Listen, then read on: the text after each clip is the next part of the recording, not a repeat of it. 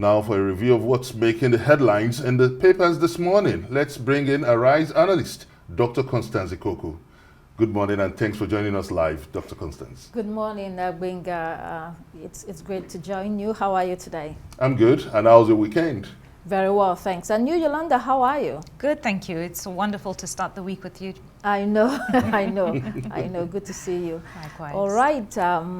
Hello then, welcome to the program. We'll begin with this day newspaper. In this day, Presidency intensifies engagement with Washington over Trump's military threat. Deary, my decision to leave PDP, join APC in Bielsa's interest.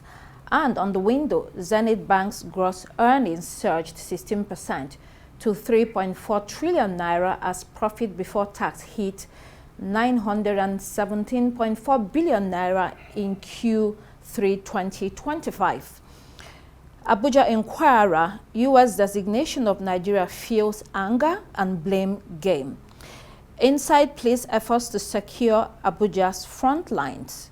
Moving on to the Vanguard newspaper, Trump, outrage over plan to attack Nigeria.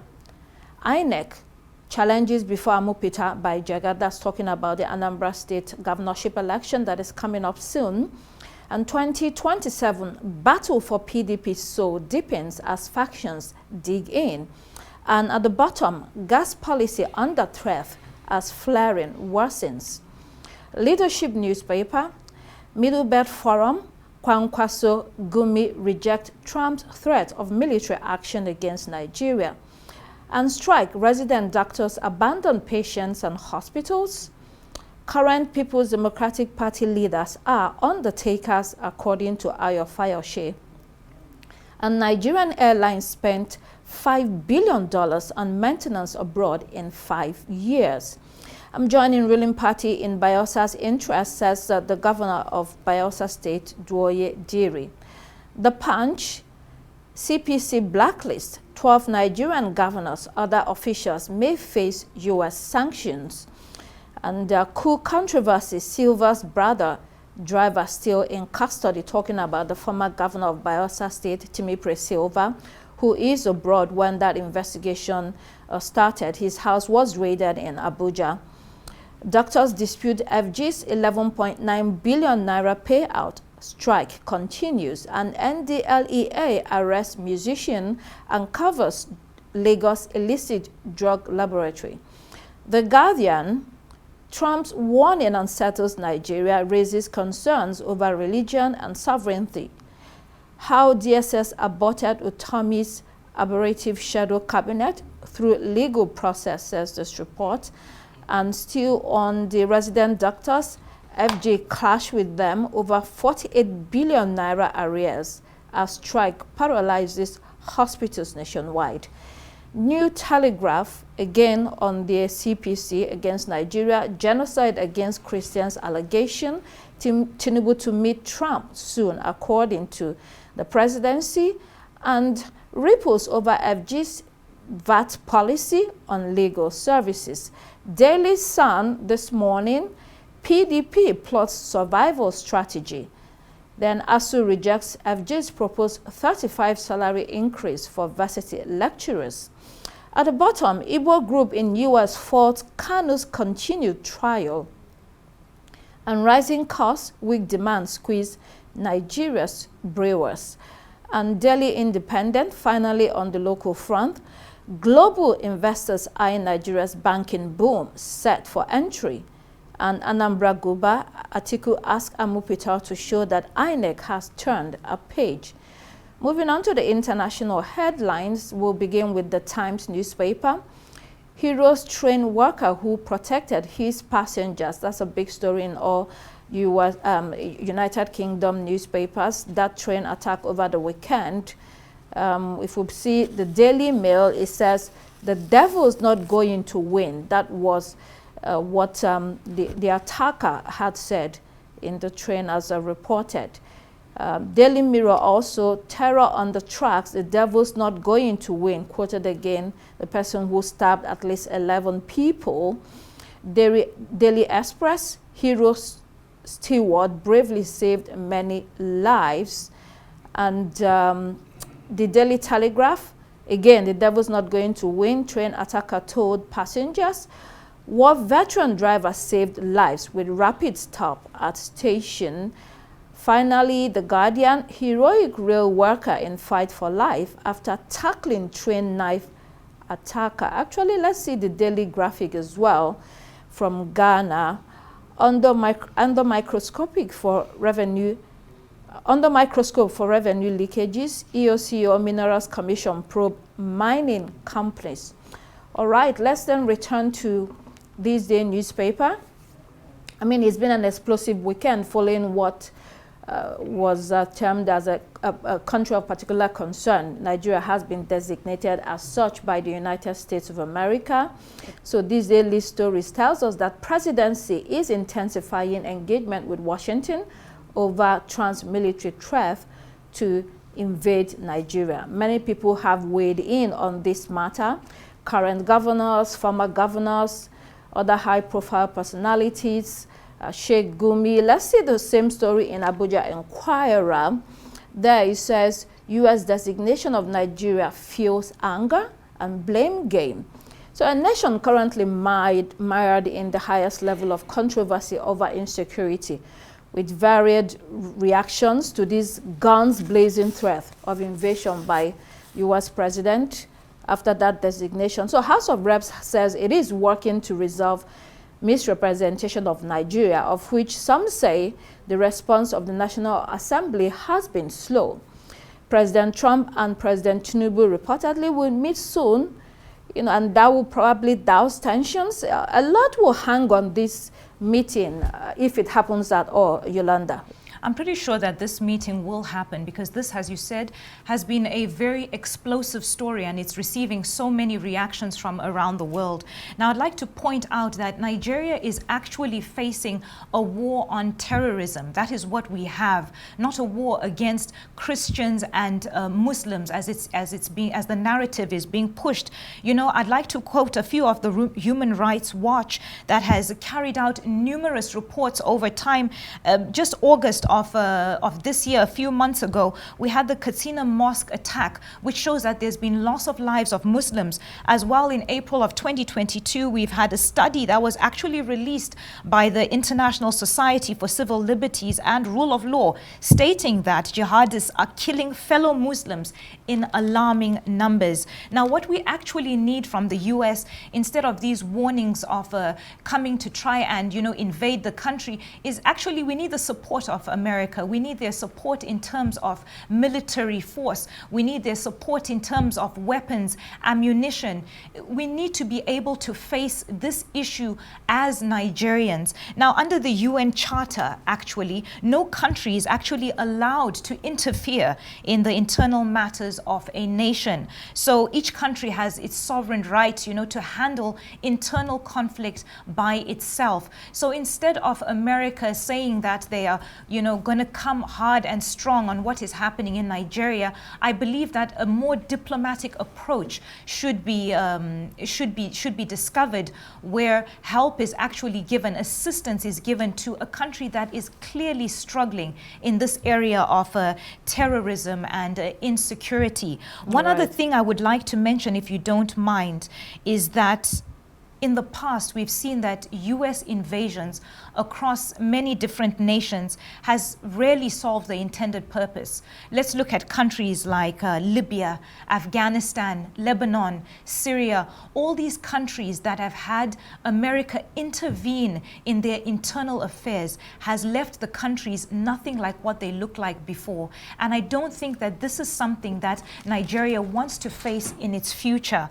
Let's not forget as well that earlier in the year, American Republican Congressman Scott Perry revealed that under President Obama and Joe Biden's administration, the US aid was funding Boko Haram. So I think it's important for us to look into every single angle that is involved here, because this is a situation that could go sour very quickly if not handled correctly. Okay, I think I could just add some facts to this, because if you look at the facts coming from the International Human Rights Watch Society, that's the International Society for Civil Liberty and the Rule of Law. Yes. Over 16 people have over 16,000 people, Christians have been killed in the last 7 years. And in 2005, we have over 7,000 Christians killed, while in the last 7 years, we have 6,000 Muslims. So the facts are quite compelling when we look at why the U.S. will be having such a sentiment. But the victims should not go chumps in a bit in this matter, because the U.S., we all know that in the international arena, power politics defines the political reality, and the U.S. is not coming after our own interests. Let's look at the antecedents. We have a situation where Nigeria flagrantly denied the U.S. for bringing the Venezuelan nationals and deportees to the country. True. We also have a clear show of Nigeria's alliance tilting to the Chinese economic agenda and economic partnership. We have a lot of issues, and even last week when I warned here that this denial of Wole Soyinka's visa is not just about Wole Soyinka. That is a sly way of showing U.S. resentment to what's happening in Nigeria. It's a strain in Nigeria's relationship. Okay. I think it's time that Nigeria should now embolden its shuttle diplomacy. We don't have the instrument to properly present this fact to the international community. So when you look at this, we shouldn't have waited after Senator Ted Cruz pointed out that we raised that bill that Nigeria is being the designation a country of particular concern. We should have raised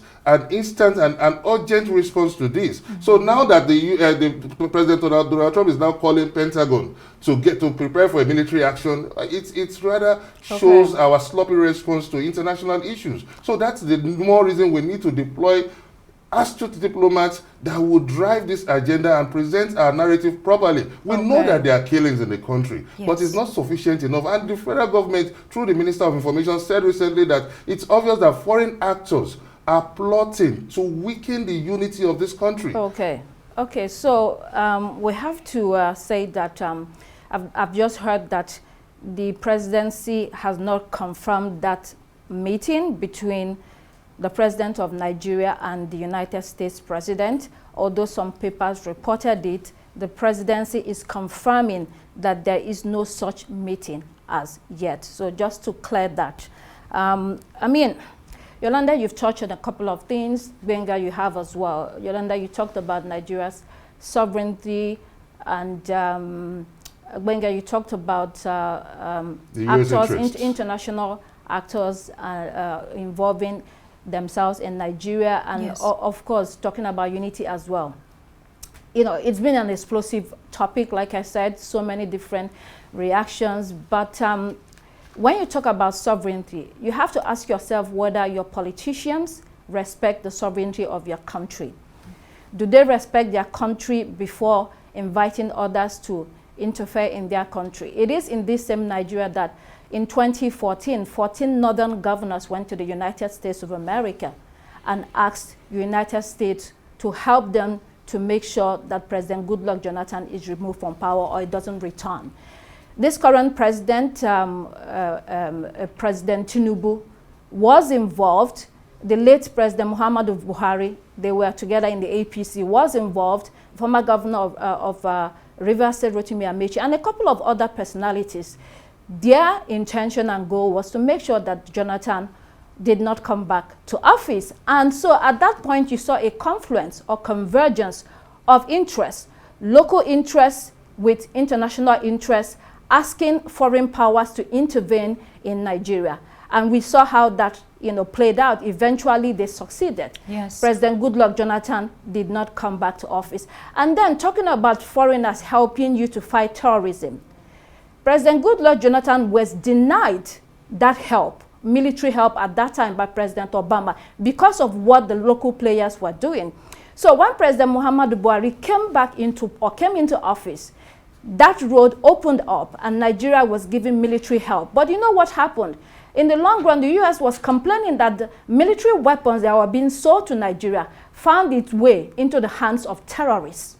So the question was, how do terrorists at the end of the day get on the weapons of the Nigerian military? And you know what? Nigeria also wanted to take the road of the United Nations Convention on forgiving rebels in order to make sure that they are rehabilitated and reintegrated into society. But the question was, who are you rehabilitating? Who are you forgiving? What was the intention and goal of these terrorists? You know, at the end of the day, they went back to the bush, a lot of them, and they were given information to their colleagues in the bush, and this was used to attack Nigerian military, and a lot of our military men were killed in the field.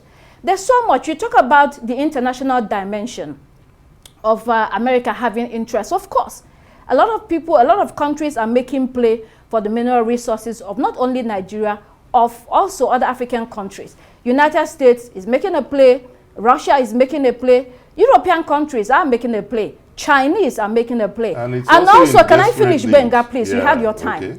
And also, the Middle East countries, Arab Islamic countries are also making a play for Nigerian resources for different reasons. So you have a lot of the money we are talking about that is sponsoring terrorism in Nigeria. It's also coming from Arab Muslim countries.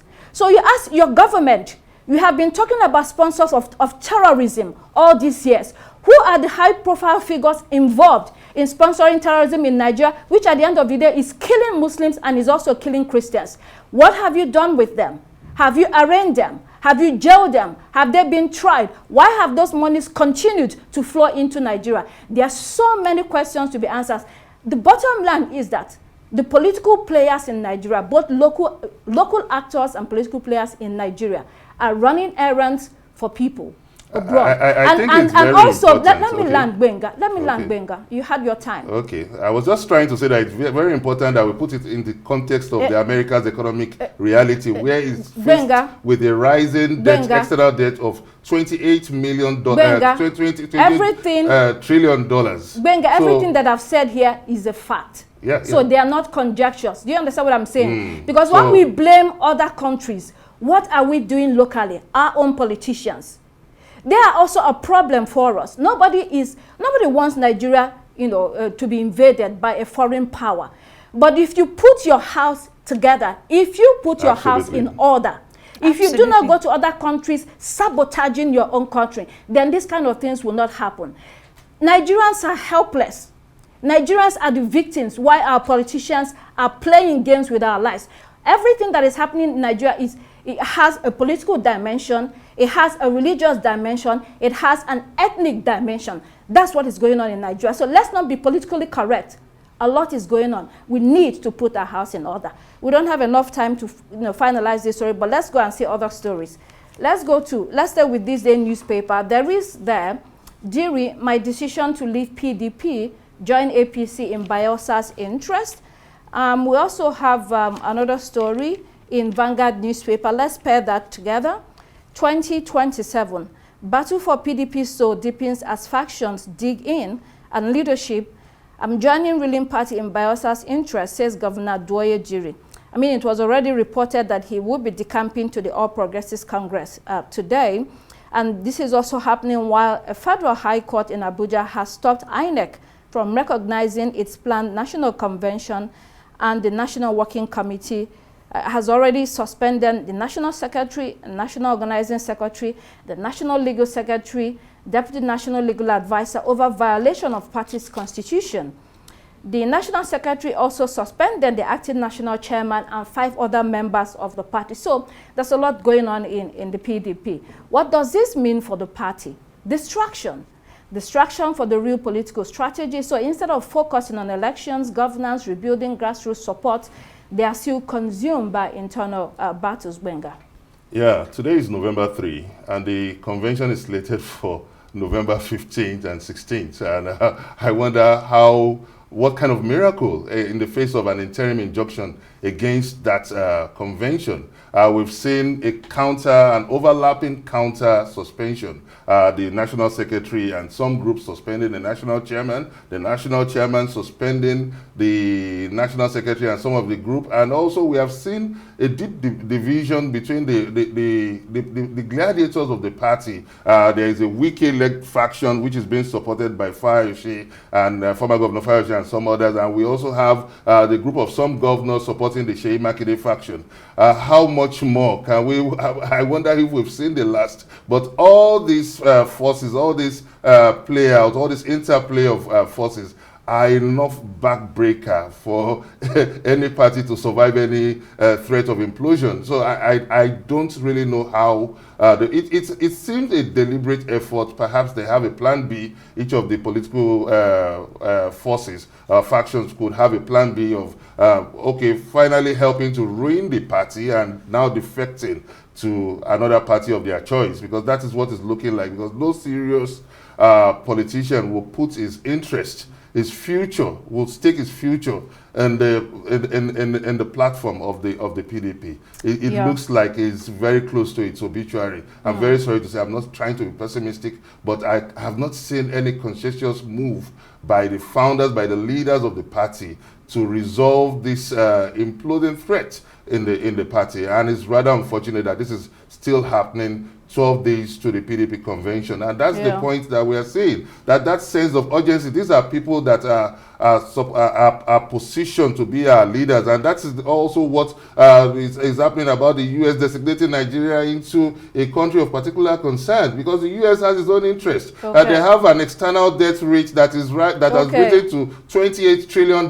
So if you look at the economic reality of the U.S., you would know that they won't play the pity party for any country. It's rather unfortunate. So, I mean, the Bayelsa governor, has given a reason. He says it's in the interest of his state that he's moving to the APC. I wonder whether it is the people that elected him into office that asked him to move to another party in their interest. But, suspensions and counter-suspensions show that none of the members in PDP actually recognizes a central authority, and it's really undermining their party. If we see Daily Independent this morning, global investors eye Nigeria's banking boom set for entry. This new interest centers around the recapitalization exercise, which is expected to open new doors to regional lenders, private equity firms, and international investors. A lot happening here. This attraction, according to this report, is Nigeria's, or the attraction is Nigeria's large unbanked and underbanked population. And then, of course, the digital ecosystem that is expanding. So investors are eyeing this. We don't have time to discuss this because we'll be rounding up the newspaper review earlier today. So let's go to another paper. A new Telegraph, issues that will shape the Anambra gubernatorial election. Article says this is an opportunity for the new INEC chairman, Professor Amopita, to show that the organization has turned a new page. And the Punch newspaper, CPC blacklist 12 Nigerian governors, other officials may face U.S. sanctions. That's a fresh development as regards this country of particular concern tag. It says that these prominent governors and prominent rulers and senior judges will be sanctioned for their involvement in systematic persecution of Christians in the country, promoting and tolerating violence, among other allegations. And the international headlines, quickly, we'll just take one story there. In the Times, hero train worker who protected his passengers. I'm afraid, Yolanda, if you have just 1 minute, and we have to go, just 1 minute to touch on any of this. Well, I'll be quick on what has happened in the train stabbing in Cambridgeshire.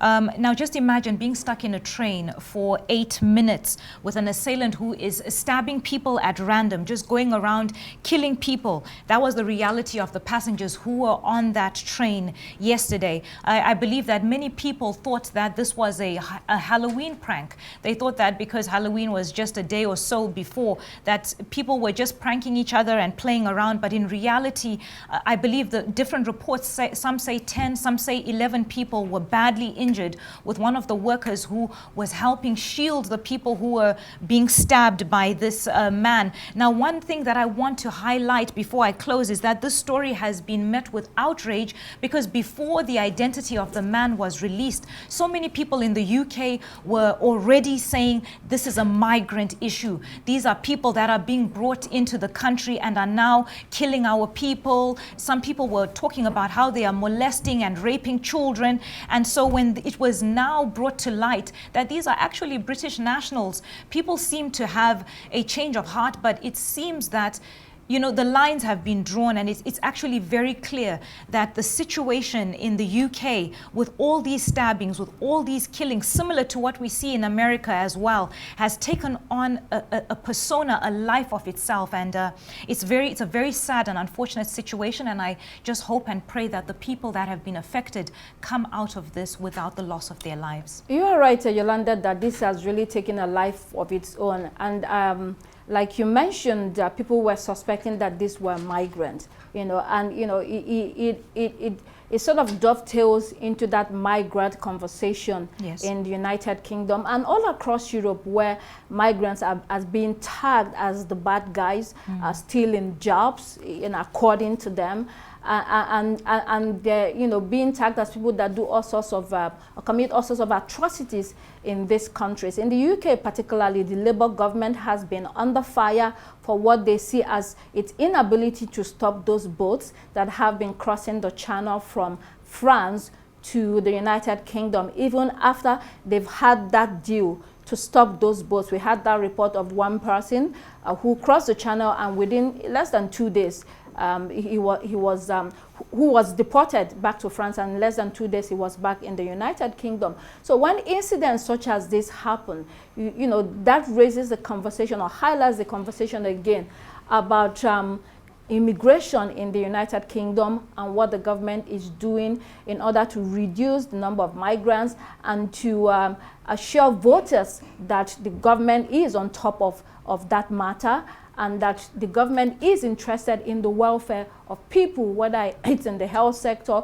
whether every sector within the country. So it's a complicated matter that will continue to appear or to feature in the country between, you know, the different parties, whether it's the Labour Party, whether it's Nigel Farage's party, the Reform UK. You also have the Conservative Party, where Kemi Badenoch, the leader, had always said that the Labour Party is not right to lead the country at this time because they have failed already. You know, less than 2 years in power, they have already failed in some of the promises that they have made to the country. So, interesting.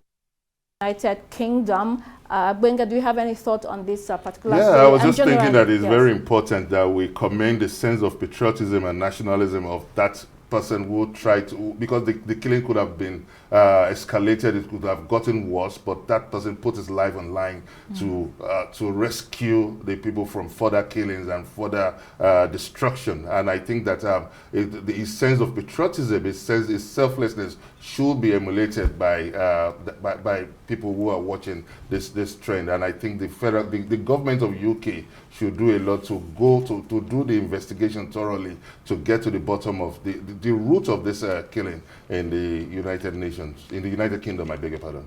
Yeah, so since we have to continue the conversation a few more minutes, I wanted us to go back to that Daily Independent story where it talked about the global investors eyeing a Daily Independent, please. Yeah, if you can put that up. It talked about Nigeria eyeing, or investors eyeing Nigeria's banking boom and set for entry. So it is a positive trend in the market, on Nigerian market, that was previously characterized by foreign exchange instability and policy inconsistency, which led to capital flight. So what we are seeing is that the reforms of the government has changed the markets, or what is happening in the markets currently. So there have been some gains. The point is we then have to sustain those gains. This recapitalization exercise that is being embarked upon in the banks in Nigeria, you want to have a banking system that is strong and banks that have the buffer to be able to withstand the headwinds that is coming to them, Gbenga. Okay, I think that I wonder if the Third World War is not happening already in the global economic market space, where the U.S. government has declared a tariff war, and China is also coming with a counter strategy, and that is having a spiraling effect in the Africa market, I think it's time for us to look inwards. Just a few days ago, the president declared a 15% importation on the market, and now the Trump's government is also going hardline against Nigeria, which we need to watch and pay attention to these trends. That's what I'll leave it at that. Okay, those were your headlines today. Thank you very much, Dr. Constance Ikwoku, for a very explosive segment today.